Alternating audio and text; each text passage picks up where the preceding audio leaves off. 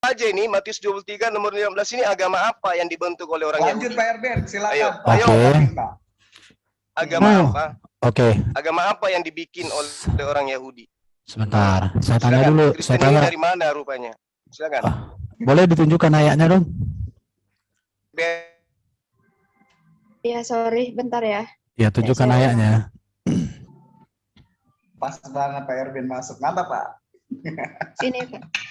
Oke. Hey. Celakalah kamu, hai ahli Taurat dan orang Farisi. Pertanyaannya, apakah pada saat ini Paulus sudah ahli Taurat orang Farisi? Jawab cuma. Halo, kok diam? Buka mic-nya. Kita jangan bedah. di-mute saya. Kenapa kalian ketakutan kali dengan saya? Oke. Oke. Kalian kalau Sebentar. Sebentar.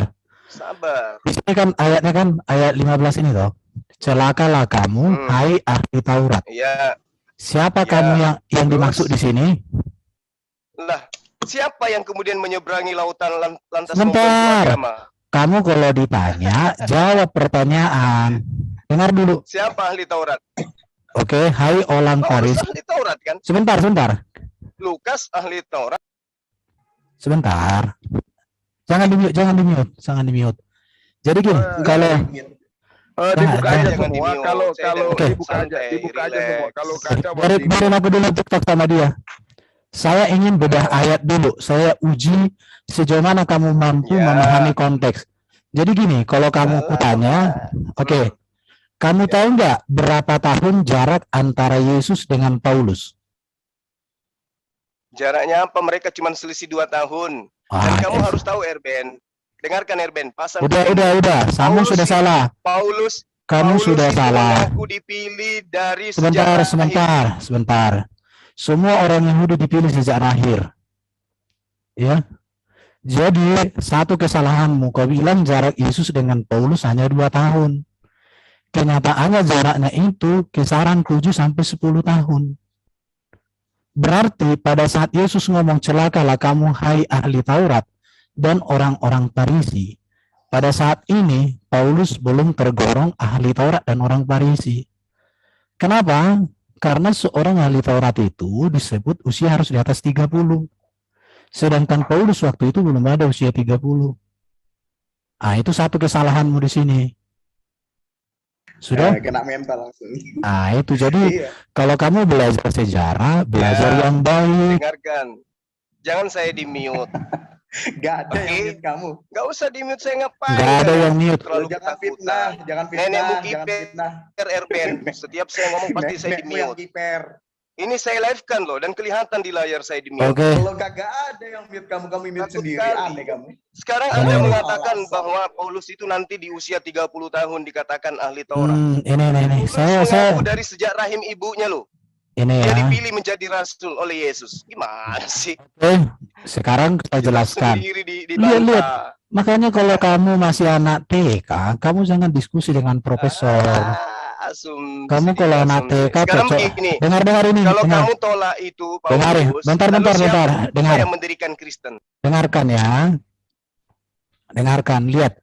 Yesus lahir di kisaran 46 sebelum Masehi. Paulus lahir di tahun 3 Masehi. Jaraknya berapa? Sekitar 7 tahun, ya. Pelayanan Yesus itu 26 sampai 30. Yesus mati bangkit naik ke surga tahun 30. Ini saya ajari kamu sejarah. Jadi gini, Rasul Paulus dipanggil Yesus menjadi rasul itu tahun 34. Oke, lihat ini ya. Matius 23, ajaran Yesus pada tahun 26 sampai 30. Pertanyaannya, apakah Paulus sudah menjadi rasul ahli Taurat di situ? Apakah Paulus sudah dapat disebut sebagai seorang Farisi ahli Taurat pada masa ini? Perhatikan, seorang disebut ahli Taurat menurut Billy yang Yahudi yang sering kali kalian cium-ciuman, itu 40 tahun loh seorang ahli Farisi disebut itu. Tapi waktu itu saya bilang sama dia, saya turunkan 30 tahun. Oke? Jadi pada tahun 26 sampai 30, Paulus masih berusia 23 atau 26 tahun. Jadi tidak dapat diartikan sebagai ahli Taurat dan orang Farisi. Jadi sama saya itu Jul, kalau belajar itu akademis, bukan polemikus. Ini lihat, perhatikan di sini ya. Jadi ini Yesus mati, Yesus lahir, Paulus bertobat di sini. Kisah 9. Paulus meninggal di sini. Ya, jika jarak antara kematian Yesus dengan pertobatan Paulus kira-kira 3 tahun, berarti pada saat mati sempurna, Paulus masih sebagai seorang Farisi. Paulus belum sebagai seorang Farisi di sini, belum.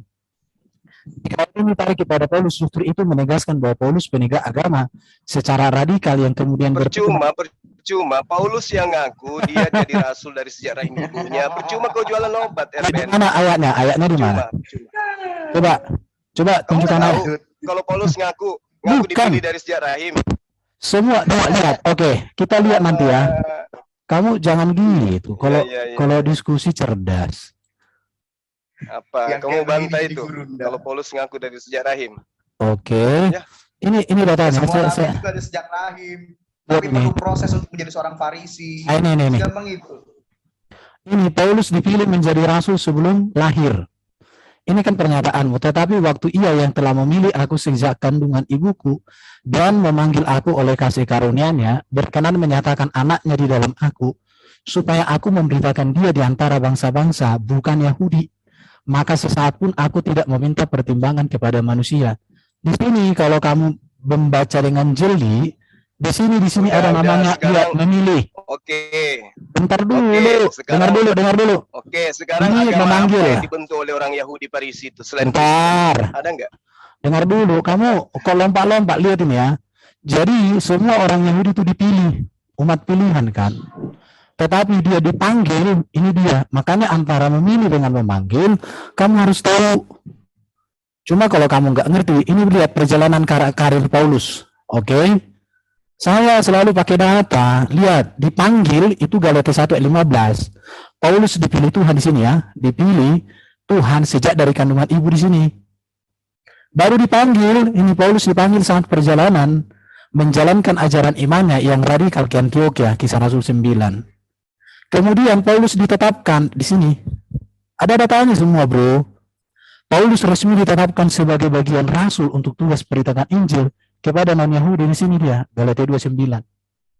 Jadi kalau kamu tidak bisa bedakan dipilih dengan dipanggil dengan ditetapkan, ya saya katakan kamu masih tetap TK.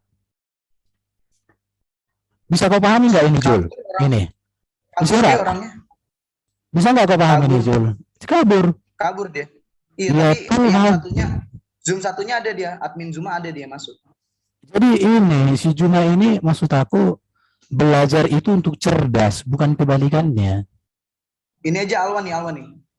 Oke. Jadi dua wajah Paulus atau karir Paulus sebagai seorang tokoh agama. Dua wajah saya katakan. Pada masa Yahudi, perhatikan ya, pada masa Yahudi, penegak hukum agama secara radikal seperti teroris. Tetapi masa jadi Rasul Kristus, penegak ajaran kasih secara radikal. Bedanya di sini hukum agama Yahudi. Kalau di sini penegak kasih. Maka Paulus setelah dia bertobat, nggak pernah berperang, nggak pernah membunuh orang, nggak pernah perilaku yang amoral. Setelah dia bertemu dengan kasih Kristus. Tapi waktu dia sebagai seorang Yahudi, dia radikal. Sampai dia membunuh orang atas nama Allahnya, sembahannya. Kenapa? Atas nama hukumnya. Kayak teroris dia di sini. Ini dua wajah Paulus yang tidak dipahami si Juma.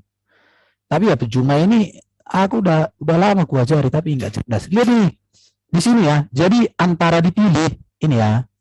Teman-teman Kristen mengerti nggak yang aku maksud ini apa? Halo? Paham ya? Jadi dipilih dengan dipanggil itu saja dia nggak bisa bedakan. Paulus dipilih, memang semua orang Yahudi itu umat pilihan kok. Tetapi apakah semua mereka dipanggil menjadi pelayan? Enggak. Ditetapkan kapan di sini? Ini kesepakatan bersama ini dengan para rasul yang lain. Kristen itu dibentuk Paulus. Dari arti Kristen aja udah salah. Kristen itu kan pengikut Kristus, bukan pengikut Paulus. Kalau Kristen bentukan Paulus, harusnya itu bukan Kristus, tapi apa? Paulus. Benar. Nah ini Alwan. Pak Erben. Ada Alwan nih mau berguru sama Pak Erben. Bro Erben, sedikit saya tambahkan. Jadi tadi itu si Suma itu mati-matian ingin menanyai agama apa. Sebenarnya dalam pandangan itu, pemahaman itu bukan ditulis dalam agama seperti Islam, Kristen, atau Yahudi atau apa, enggak. Di dalam ayat itu bukan merujuk agama yang menganut label, enggak. Tetapi di situ dalam kurun ajaran. Agama itu merujuk pada ajaran. Tetapi di otaknya semua waktu dia bertanya tadi itu merujuk kepada label-label. Yaitu ya agar seperti nama-nama judul, Sorates, Sabiin, Islam, Hindu. Itu merujuk ke situ itu dalam pola pikirnya. Tetapi ayat itu di situ mengandung bukan label agama, tetapi dalam kurung itu ajaran. Jadi nggak ada agama dulu yang dikenal, nggak ada label. Tapi di situ adalah ajaran. Itu yang harus semua juga harus tahu. Ini karena Bro Billy udah ngomong itu. Jadi gini, kalau agama Kristen itu secara resmi menjadi agama negara, setahu saya dalam sejarah tahun 301 Masehi itu tepatnya di Armenia. Itu ortodoks, secara resmi menjadi agama negara pertama kali di situ. Kemudian mengikuti dengan di wilayah-wilayah lain. Jadi gini ya, ini dua wajah Paulus ini harus diketahui oleh semua orang ini. Ya, wajahnya ini pada masa Yahudi dan pada masa jadi Rasul Yesus. Ini wajah yang berbeda loh. Penegak hukum agama secara radikal. Makanya dia di sini membunuh atas dasar hukum agamanya. Ia kan menganiaya atas dasar hukum agama ini. Tapi di sini dia tetap dia menjadi penegak. Tapi yang ditegakkan Paulus apa? Bukan hukum agama, tapi ajaran kasih. Kasih itu apa? Kasih seperti kasih Yesus. Makanya setelah Paulus menjadi rasul, radikal dia bukan untuk menganiaya, tapi radikal dia adalah teraniaya demi Injil. Makanya Paulus mengatakan, celakalah aku jika aku tidak memberitakan Injil. Makanya Paulus membaktikan seluruh hidupnya sampai mati, teraniaya, tersiksa berulang-ulang, demi menyatakan ajaran kasih. Makanya Paulus setelah dia bertobat, ajaran etika Paulus sama dengan apa yang diajarkan Yesus. Hukum-hukum yang diajarkan Paulus, hukum-hukum sama diajarkan Yesus. Di sini dia. Jadi wajah Paulus ada dua. Sekarang kalau kita mau kaitkan dengan Baginda, ya kebalikan Paulus. Setahu saya Baginda itu sebelum jadi rasul orangnya baik. Setelah jadi rasul, ya kalian sudah tahulah bagaimana dia dalam hal pernikahannya, bagaimana dia dalam hal itu peperangan dan lain sebagainya. Berapa banyak dia mendapatkan ayat-ayat yang berkaitan dengan pedang dan lain sebagainya. Paulus enggak, justru meninggalkan semua ajaran-ajaran yang membolehkan menganiaya orang atas nama agama. Ditinggalkan dia.